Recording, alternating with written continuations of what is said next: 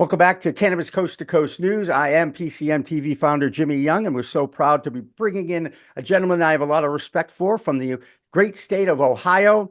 His name is Tim Johnson. He has a great background in law enforcement training, and he had a career in all that. And now he is a lobbyist in Ohio and a cannabis advocate. Tim, thank you so much for joining us again today. Hey, thanks, Jimmy, for having me back. And go Buckeyes, OH.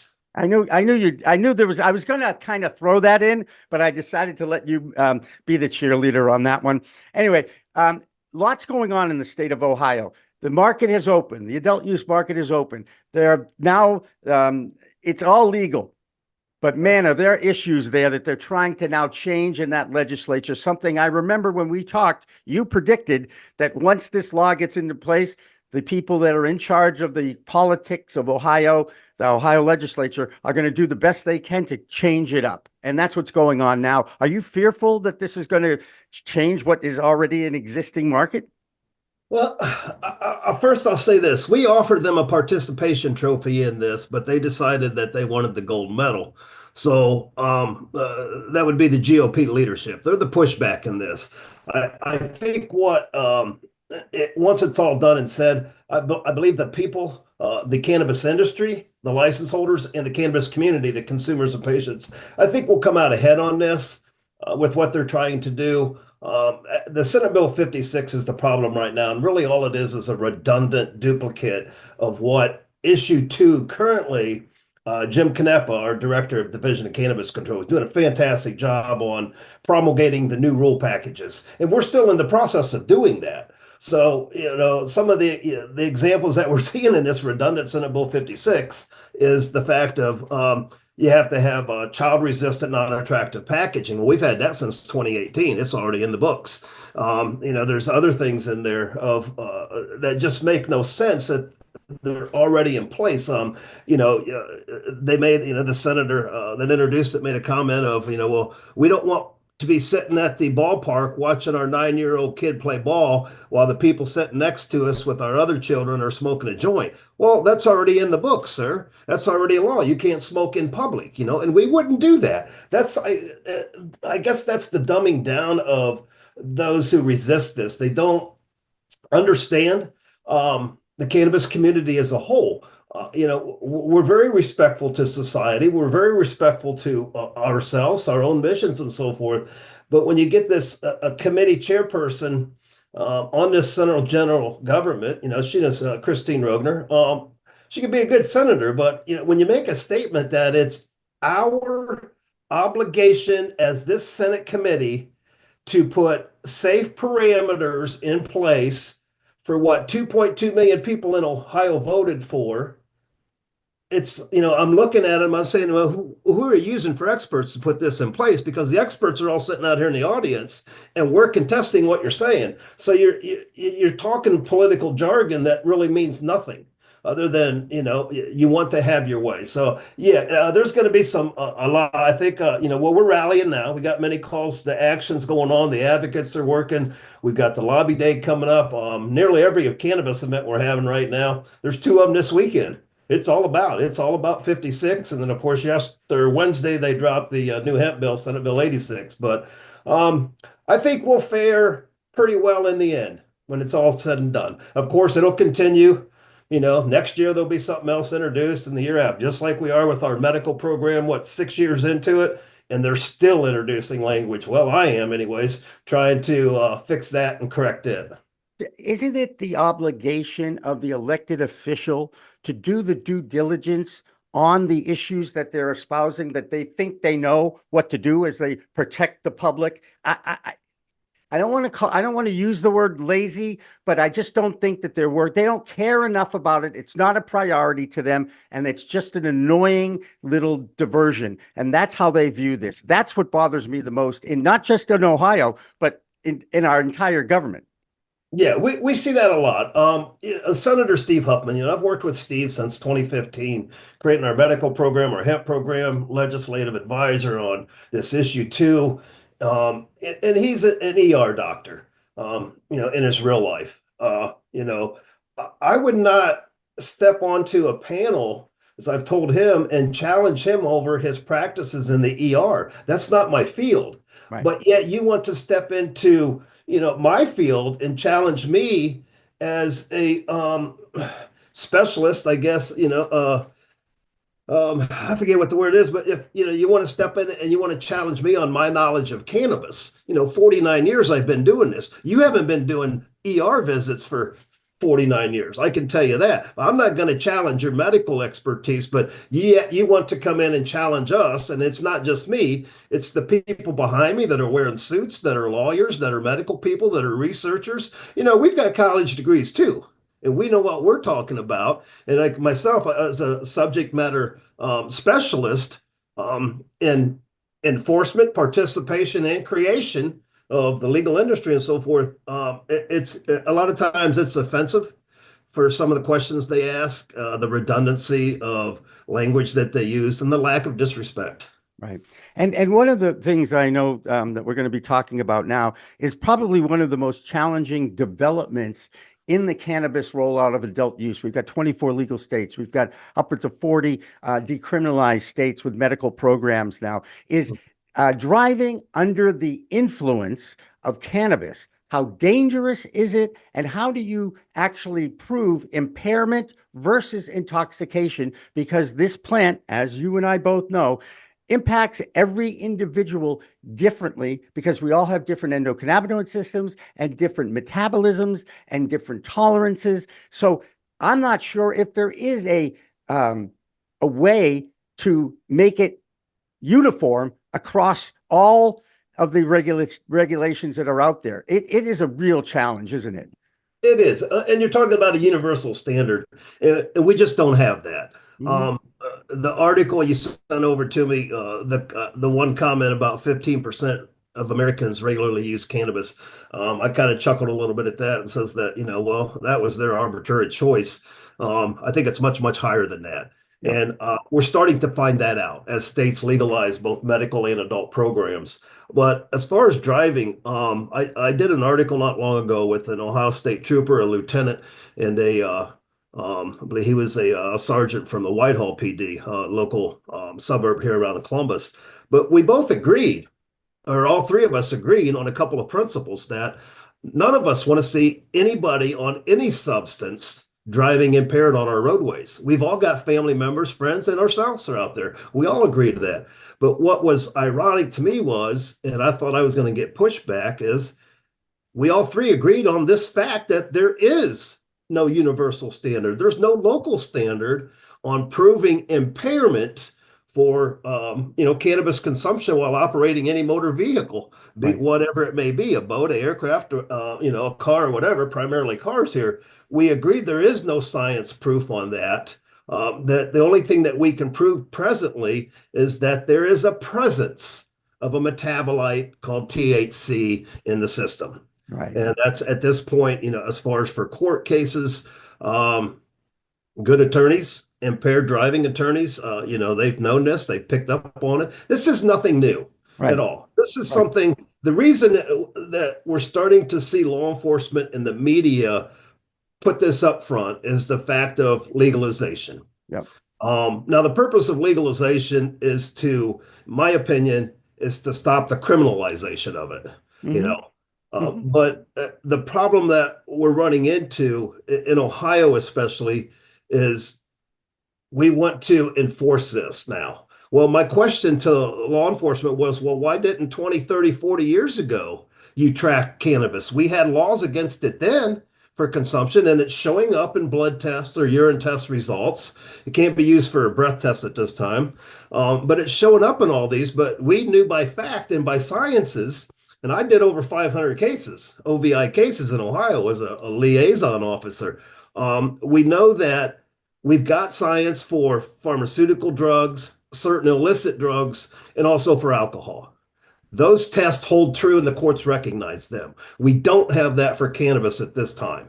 Yeah. But the problem that we're starting to see now, well, I guess what I should kind of phrase this a little bit. When a cannabis program gets created, we create a medical and then we create an adult. When we create the regulatory rules for those, we create rules for the regulatory agency and we create rules for the license holders. What we do is we leave out updating any criminal statutes that still apply. So we create no protections for the consumer and no protections for the patient. So in Ohio, right at this point, anybody that's using cannabis, even if it's a 5 milligram gummy, you're going to pass that threshold and you're automatically impaired under Ohio statute. Yeah. Now, of course, we want to gather other exigent circumstances, their driving habits and so forth. Some of the physical indicators they use for red eyes, my eyes are always red. Come on, red eyes don't mean nothing. Okay. If I put something in there, now they're white, but I can still be stoned, Right. So that means nothing. Slurred speeches and all, there's all this kind of different things they use. Field sobriety tests don't apply to cannabis, but they do them in Ohio. I don't know why, but they do. But it's something that definitely needs to be addressed. I'm all about for the safety of public safety for all and so forth. But I think that right now, well, as I was saying, in Ohio is they're making a lot of traffic stops now. If they smell cannabis, they're asking, well, you're a cannabis consumer. I need you to come take a urinalysis test. Okay, so you're 30 going to get days, right? positive. 30 days, 30 Yeah. days. Yeah. In Ohio, it's 35, I believe it's 35 nanograms per milliliter of urine, and I Yeah. think it's like 2 nanograms per blood or something like that. So that's just an automatic given. Everybody's going to be impaired according to that statute. Right. So that statute needs to be updated. Yep. Have we addressed it? We have. But I mean, that's kind of where we're at. And then if you talk to law enforcement officers, I listened to a sergeant the other day on a thing here in Columbus. He said, well, good indicators are driving slow or driving fast. I said, so is there a medium speed, sir? So, I Is don't know. everybody They've actually all got doing their the own speed things. limit? Right. That's why they have a limit. It's a guide kind of a thing, right? But Yeah. it's a fascinating subject, Tim, because it really does. There isn't a universal standard, as you say. And because everybody's different, it's going to be very difficult, like you've already mentioned, to prove this in court. So I guess my question is, and there's a broader question here, and it has a lot to do with prison reform and how we handle people that are breaking the law. And my point about this is punishment of someone who's taking a medicine, someone who has Crohn's disease and takes 100 milligrams of THC a day to get them through their day, or someone with epilepsy that takes quite a bit of THC percentage in their system every day just so they can fight off their seizures. These are legitimate medicinal uses of the plant. And can they drive? Well, guess what? If they've been doing it for 5-10 years, they know how to drive. By the way, it isn't there's enough distractions for driving a car that are far more important than worrying about people who have it in their system if they're using it properly and consuming it responsibly. So to me, it goes back to education of the public. And I would love to see law enforcement do even more in that arena. What's your feeling about that? Yeah, educational awareness is always paramount with anything. Um, and the driving impaired, it's, as you said, there are patients, that, a lot of all of us patients are over the limits and so forth, but Yeah. we definitely need Ohio, the State Highway Patrol here in Ohio, and Major Green, I believe he's still their instructor there. Fantastic individual, fantastic person. Wait, his name is, wait, Major Green? Green, believe, yeah, his last name's Green. Okay. He very nice guy, but he has actually played a significant part in training of the troopers, where they've actually had people from the community come in and bring their weed or whatever and their bong and stuff, and they do test, smoke this, smoke that, and they'd wait for certain periods, and they're making attempts. They're doing that. The problem is that's not getting out to the rural agencies, to the rural deputy. To the rural small township officers, village office, that's not getting to them quite yet. Of course, it comes down to financial resources, and I won't mention where they can get those from, but I don't think he's given any up for that. But it is, training is paramount. You have to be open-minded. You have to bring people in. If you're going to focus on firearm safety, bring firearm specialists or experts in to talk with them about it. Hmm. But they feel like, well, oh, we can't talk to the cannabis community people, they'll probably be stoned, but they got to get past that. But Yes. we're That's called, seeing movement, but there's just so many objectives out there to, as we said, universal standards. yeah, getting the word out, getting educated to the masses because of the regulations, because they're not allowed to do public service announcements that are pro Yeah, cannabis, that actually are able to share. Well, all you hear about are the negatives and all the warnings, but what about there are positives to this too if you educate and consume responsibly, which is and you start low and you go slow. I mean, it at least some of the anecdotal evidence that is overwhelming out there should be shared with the public in the masses, but they're not allowed to do it. And I really think this is another reason why that green rush got the door slammed in our face, because the government realized what was going on and said, you know what, we can't have this. We have to go into our delay mode. And if there's one thing I've learned about politics and government, delay, delay, delay is how it is done. And it is so frustrating for someone who's passionate about the cause. You're smiling because you know exactly what I'm talking about. yeah, yeah. It's happening here. It's the same with Ohio. I mean, politics is politics. That's how they work. If they feel they're starting to lose something, then they start delaying it. Just like here, they cancel committee hearings if they feel they're getting behind or something. And I think that's kind of what's happening. Thankfully, with our Senate Bill 56, with the amount of emails and phone calls and all the calls to actions, I've had several offices call me from the state house and say, "Tim, we're getting the message. We know what you guys want, what you don't want. We're hearing you, but can you please keep our phone lines open?" I can't do that until we have a bill passed in our favor, sir. That's right. Good for you. So it is Because what it is, it's a tool. It's a tool. Yeah, You have to, and the public has to understand that those kinds of calls and communications, whether they be emails or phone calls or voicemails, whatever, make a big difference they do. inside the office of that elected official. Yes.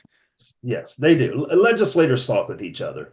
We've got this lobby day coming up, and we've got a bipartisan panel actually of pro cannabis legislators that are going to sit on the panel, answer some questions for the people that will be attending. It's in the atrium there at the Ohio State House on March 20th, and got license holders are participating in it, advocates, nonprofit associations, and so forth. And we invite like the educators from around the state. We invite law enforcement from around the state. Come, you don't have to participate. Come and listen. That's all we're asking you to do. Is that hearing by any chance going to be recorded and live streamed? Do you know? For the hearings or for the lobby day? Either or. Well, Any chance at educating the masses, yeah. I'm into. You know what I'm saying? It's I forget it's actually they have all the hearings are recorded and you Right. can watch them live. And I And think that's on I that's think it's important. Yep. ohiochannel.org. Okay. ohiochannel.org, and then you surf around through there and find the committee and then the hearing that they're giving, and you can watch that live. Good. And actually, Good. then they archive all that. As far as our lobby day, I we'll have people that'll be there, filming and so forth, and hopefully we'll get attract some news attention from the state house or from outside the state house that will do some stuff for us. So.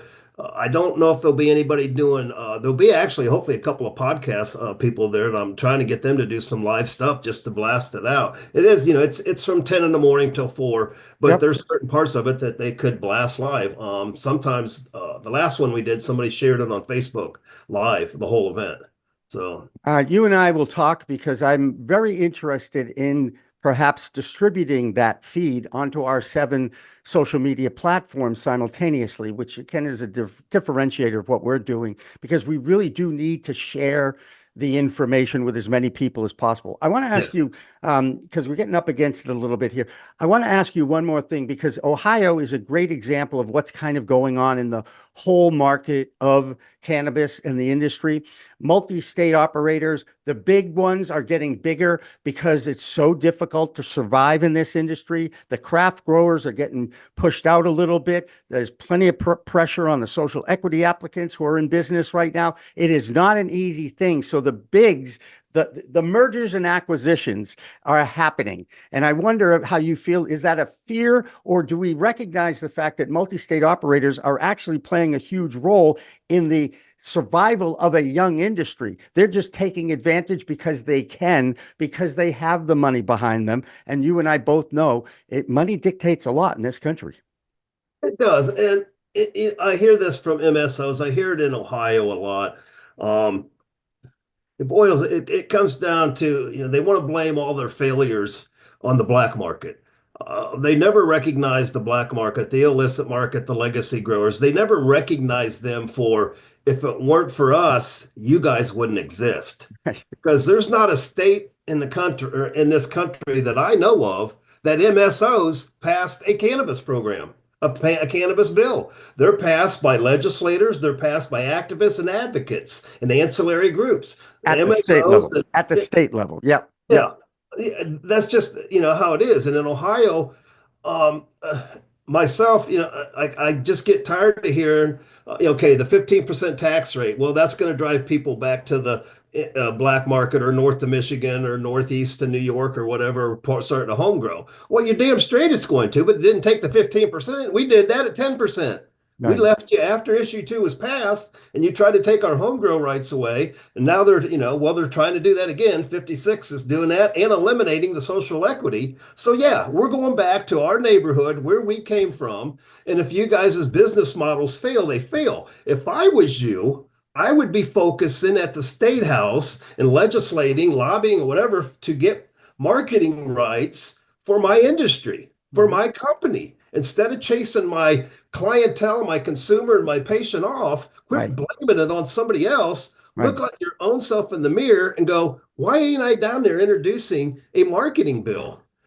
Fight for your own rights, fight for the industry. I mean, we're not going to stick around. Cannabis consumers, it's in Ohio, cannabis is available everywhere. You're not going to kill the illicit market. It's not going to happen. Get off of it. We still have bootleg moonshine. We got bootleg Nikes and Gucci purses.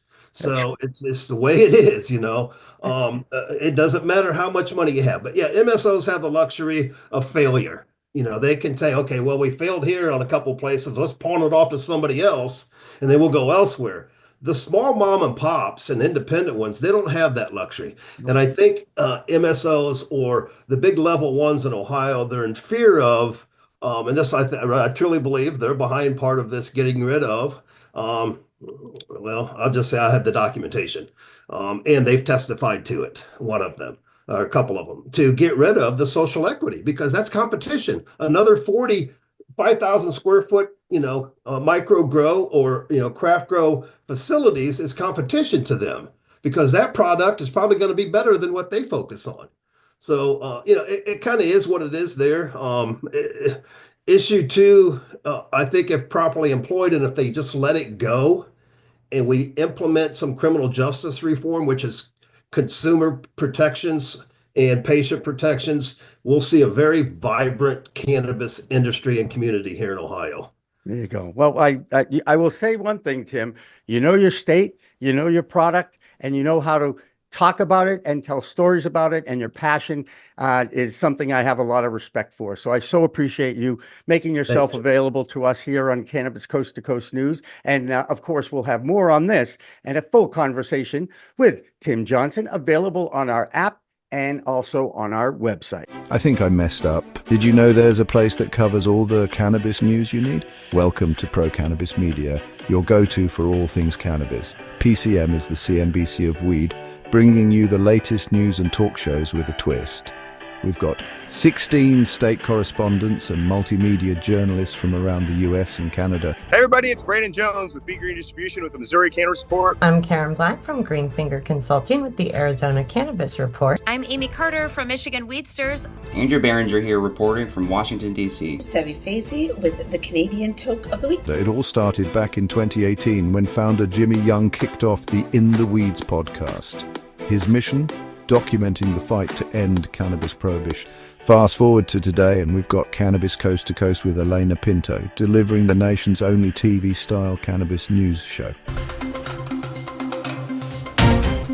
Hi, everyone. Welcome to another edition of Cannabis Coast to Coast, PCMTV's weekly roundup of industry news from California to New York. I'm Elena Pinto. As of August 2024, PCM has racked up over 1.2 million views and 14.5 million impressions on our YouTube channel.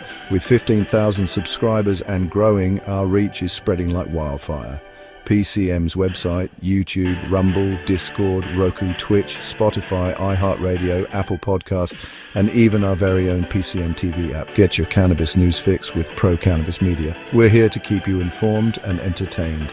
Stay tuned and stay lifted.